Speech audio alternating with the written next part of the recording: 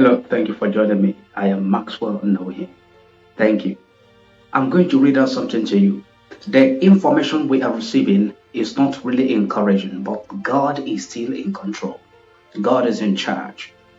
The president of Nigeria is actually working hard to manipulate the president of USA to begin to look away from the Christian genocide and persecution going on in Nigeria. There is a pictorial evidence that shows that indeed the president of Nigeria met with the father-in-law of the daughter of President Trump.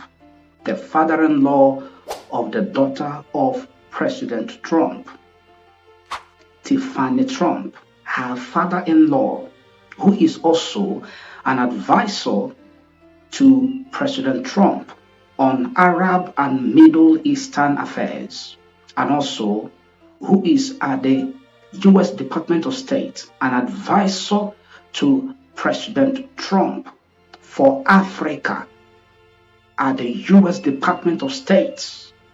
Such a man is not a man you should ignore when you hear something like this. When you hear that the president of Nigeria is having a discussion with him, you should not ignore it, because he is the advisor of President Trump on the Arab and Middle Eastern affairs, and also the advisor of President Trump on Africa at the U.S. Department of State. He can actually pull some strings to influence the decision of President Trump to abandon this righteous call and action to stop terrorist attacks and also protect persecuted Christians in Nigeria, which is also for the interest and the freedom of the Biafran people. I'm going to read it out to you. Listen very closely. Pictorial evidence shows President Bola Ahmed Tinubu met with Massad Boulos, who is the father-in-law of Trump's daughter, Tiffany, and senior advisor to President Trump on Arab and Middle Eastern affairs, and concurrently a senior advisor for Africa at the U.S. Department of State. At the U.S. Department of State, as I said earlier, don't take this for granted. We have to intensify prayers. Now, Massad Boulos may not be able to change the mind of President Trump towards Nigeria, toward protecting the persecuted Christians in Nigeria. But the Republicans, they can, with the $9 million.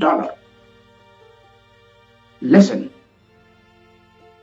this $9 million that was paid to a lobbying firm, which is DCI is connected to the Republican Party and also connected to President Donald Trump.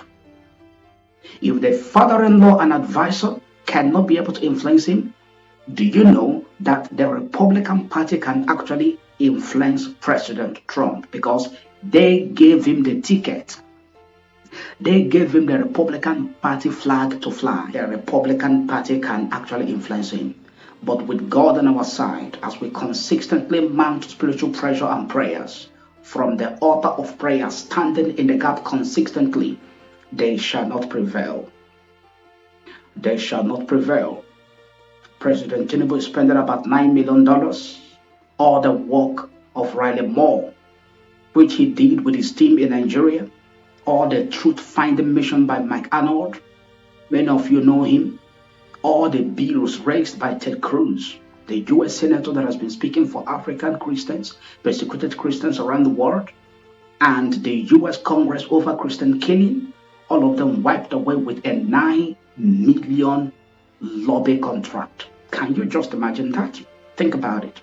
The same country America had already placed on the country of particular concern for religious persecution simply paid to change the story, and paid the very political network with the loudest Christian voice in Washington. So what was the value of all that suffering? What was the value of it? All the fact-finding mission coming to Benue and all the pictures and all the reports and all the press briefings. What is it actually for? $9 million.